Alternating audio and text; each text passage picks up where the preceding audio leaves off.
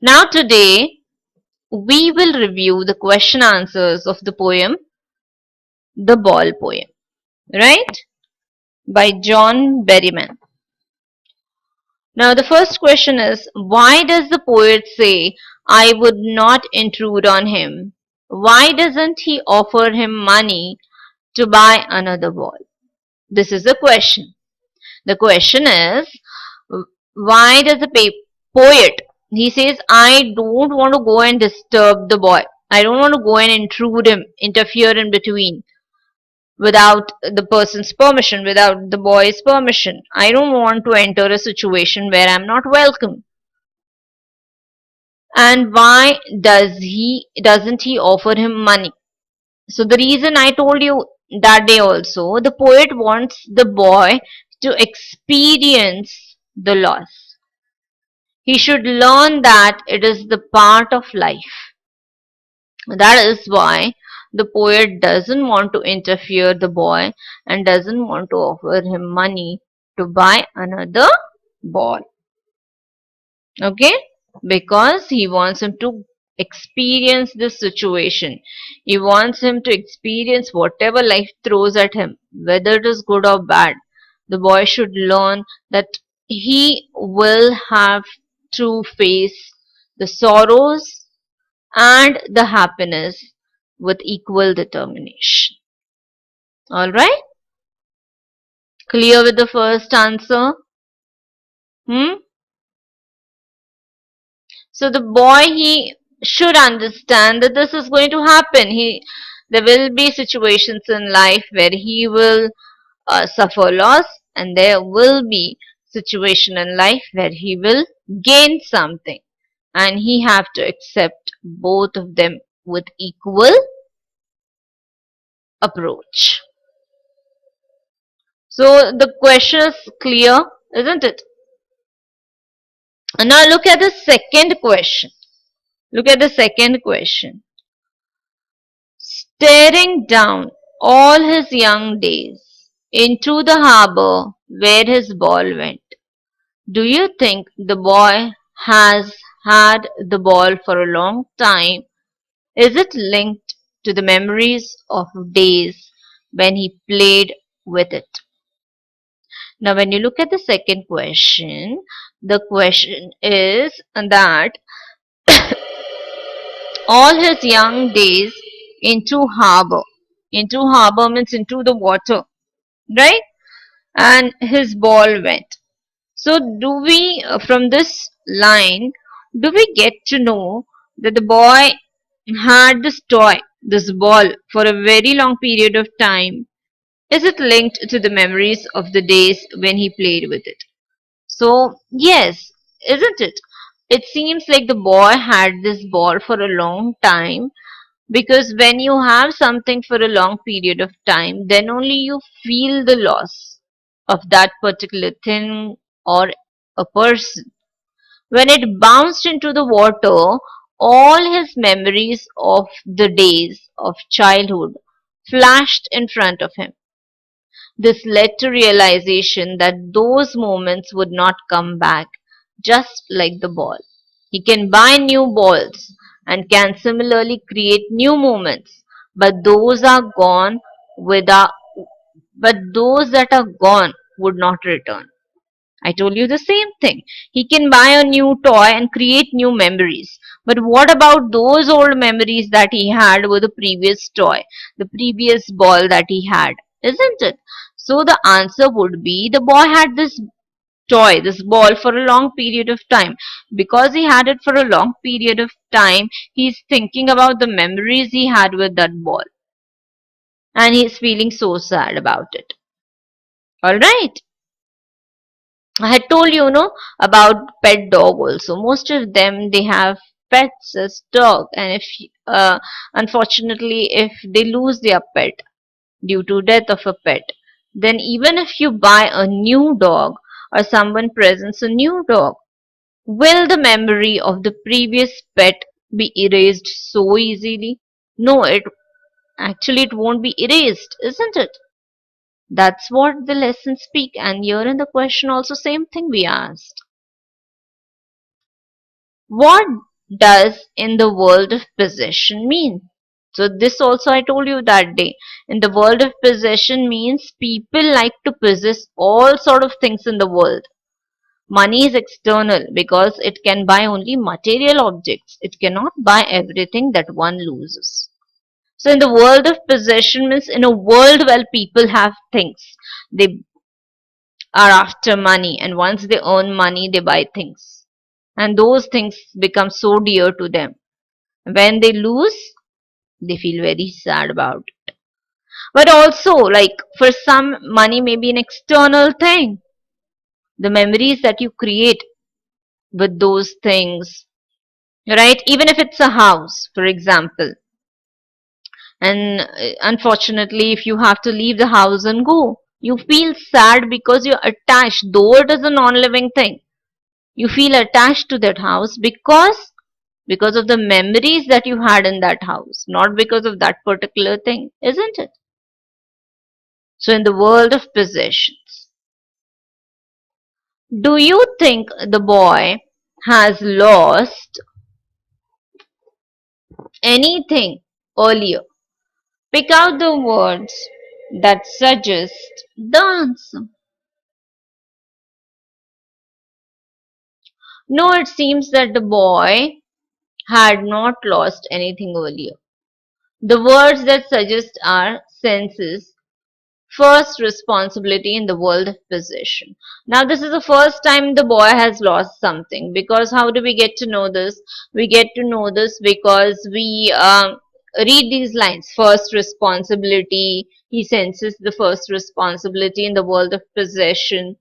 So, here means first time he felt the loss, isn't it? He was responsible for the ownership of that toy and he lost, and he felt the loss so deeply. Next question.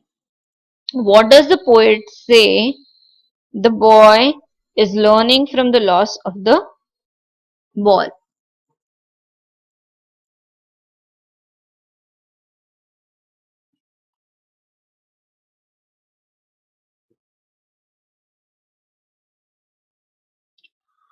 What does the poet say the boy is learning from the loss of the ball? Try to explain this in your own words. Sienna. The poet says that the boy is learning to cope up with the loss of the ball. He is experiencing grief and learning to grow up in this world of possessions. He learns that there are so many things in life that are to be lost and cannot be brought back. It is useless to feel sorrow for it. So, as I told you, he is not going to lose only one thing. Tomorrow, he may have to face so many losses. Maybe loss of a loved one, loss of a more precious thing, loss of any other thing is a loss, isn't it? Not getting admission somewhere, not getting a job somewhere where he wants to, isn't it? Okay? So most of the answers we had already done when we studied the summary. If you had paid attention like previously during my session, I don't think you would face a problem right now. Okay? Alright. So I insist you to go back to my videos, go through this poem once again properly so it becomes easy for you to write the questions and the answers, right? If you have your textbook, well and good. If you don't, then you can go through the live session later on, today itself. Hmm? So till here we are clear with everything. Hmm?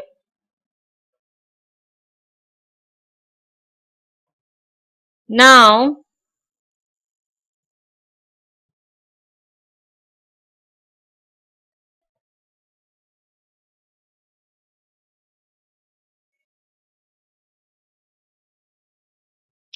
now we have this Next lesson, a letter to God. What did Lencho hope for? Lencho hoped for rains, as the only thing that his field of ripe corn needed was a shower. Now here again you can extend your answer. What did he hope? That he would get a better harvest this year, and if it rains, he would really get some income through it. At least 3 lines on your own you need to write. What did Lencho hope for? Why did Lencho say the raindrops were like new coins? Lencho's crops were ready for harvest, as raindrops would have helped in getting a better harvest, resulting in more prosperity. So Lencho compared them with new coins. As I said, he said new coins, isn't it? In the lesson, he has told like these what he says, these big coins are 10-cent pieces and the little ones are 5. Isn't it? He said so. You can write even that. So the new coins, like big drops are 10 cents and little ones are 5. It means he is referring that he is going to get good income after the rains when he gets good harvest.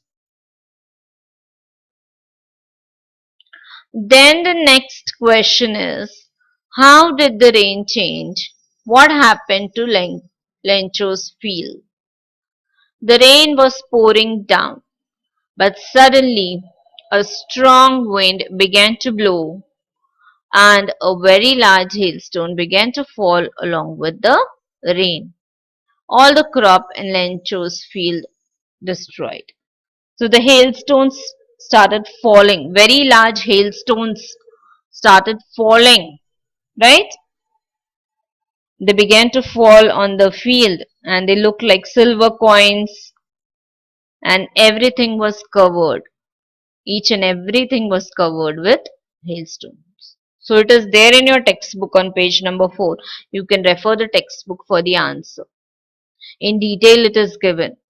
Like it is given, um, the field was white as if covered with salt. Not a leaf remained on the trees. The corn was totally destroyed. The flowers were gone from the plants. Right? Now, fourth one. What were Lencho's feelings when the hail stopped? After hail stopped, Lencho's soul was filled with sadness. He could see a bleak future for him and his family. He was worried about lack of food for the coming year. So he was worried that what we are going to have, we will go hungry, isn't it? And he felt like very bad. He was very sorry about the loss. Hmm? So he wasn't happy at all, and he also said that a plague of locust would have left more than this. Means the group, like the large number of insects, would not have done so much damage as this hailstorm has done. All right. And now there were certain questions in the textbook also. We'll see those as well. Who or what did Lencho have faith in? What did he do? Lencho had faith in God. He believed that God's eyes see everything, even what is deep in one's conscience. He wrote a letter to God saying that he needed 100 pesos to show his field again. Conscience means inner sense of right or wrong, isn't it? So he had a lot of faith, and he also believed that God saw everything, what is in a man's heart and how this man's condition is, even outside. He knows everything. Who read the letter?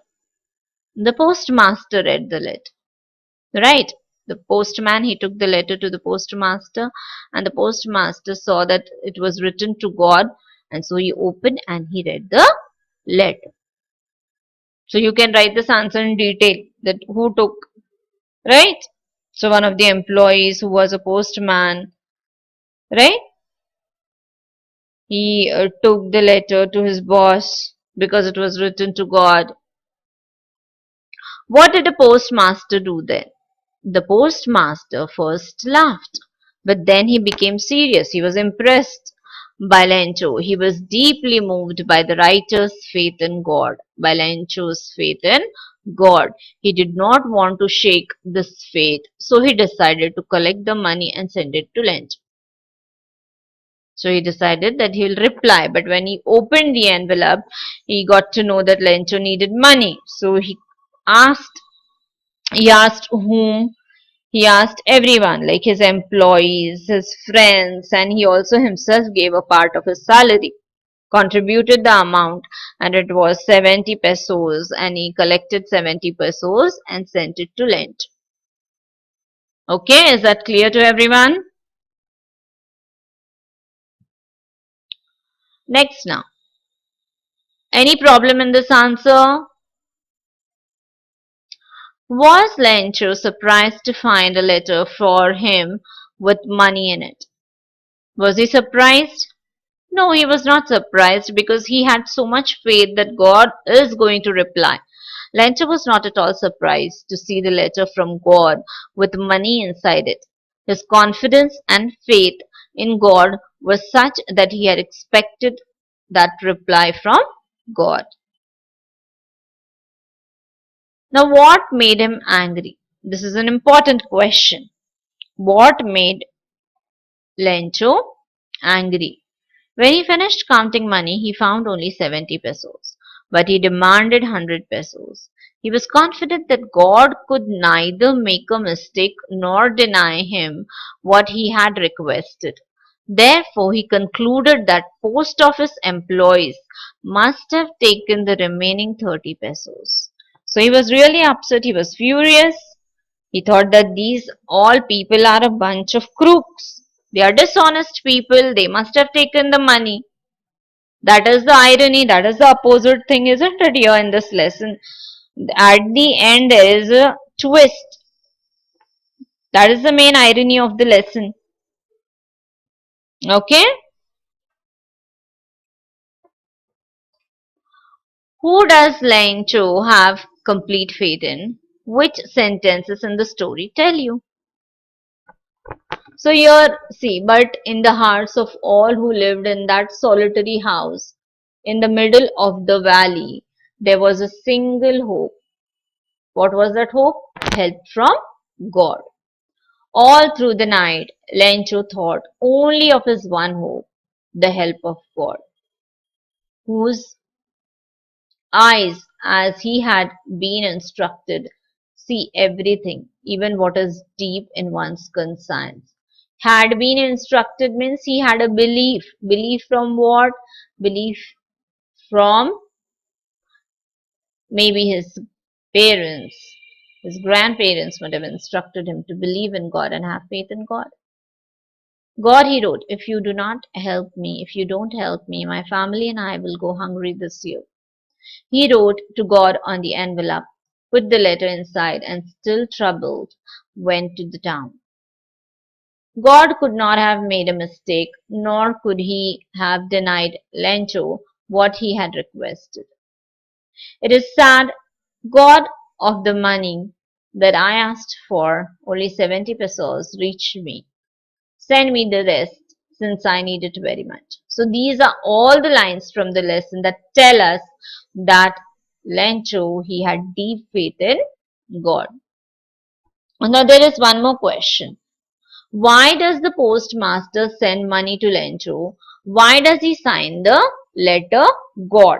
Now we know that the postmaster, he sent money by like asking donations from his friends and the people in the office.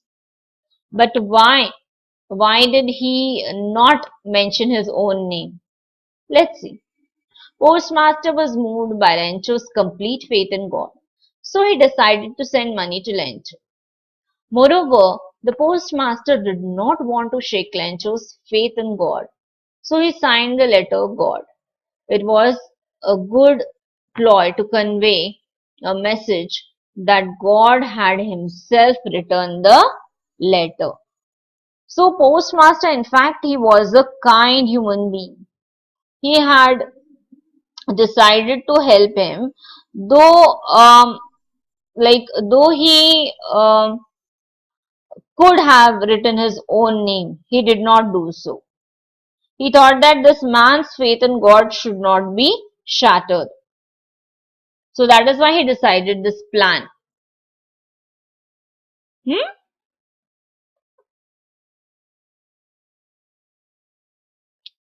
Did Lencho try to find out who had sent the money to him? Why? Why not? See, Lencho, he doesn't even try to find out. No, he had such faith in God that he said, this letter is from God and the money also is from God. No, Lencho does not try to find out who had him sent the money to him. This is because he had great confidence in God and never suspected that it could be someone else other than God who would send him the money. His faith in God was so strong that he believed that God had sent him the money. The same thing is repeated here. He had great confidence in God and he never had a doubt that someone besides God would really help him. Above all, he believed the most in God. Who does Lencho think has taken the rest of the money? What is the irony in the situation? Remember that the irony of the situation is an unexpected aspect of it. An ironic situation is a strange or amusing because it is the opposite of what is expected. As I told you, irony means the opposite thing that happens. Lencho thinks that the post office people have taken the money. It is the post office people who send the money to Lencho, but on the other hand, Lencho thinks they have stolen his money. He calls them crooks, dishonest people. Thus, there is an element of irony in this situation. That's the opposite thing, isn't it? In fact, the people, especially the postmaster, he wanted to help, and the other people also contributed. But in fact, the reverse thing happens. Instead of being appreciated, they get to be called as crooks or dishonest by Lynch. Now let's see. Are there people like Lencho in real world? What kind of a person would you say Lencho is? You may select appropriate words. So from these words, we have to decide which you feel are suitable for Lencho. Now here you're free to do it on your own. Either you can say ungrateful, knave, greedy, stupid, selfish, comical, unquestioning. So you can pick up any of. Hmm? I don't think there can be any such people in the real world. Lencho is literate and yet he doesn't know how his letter will reach God without any address. He probably would have been naive and unquestioning.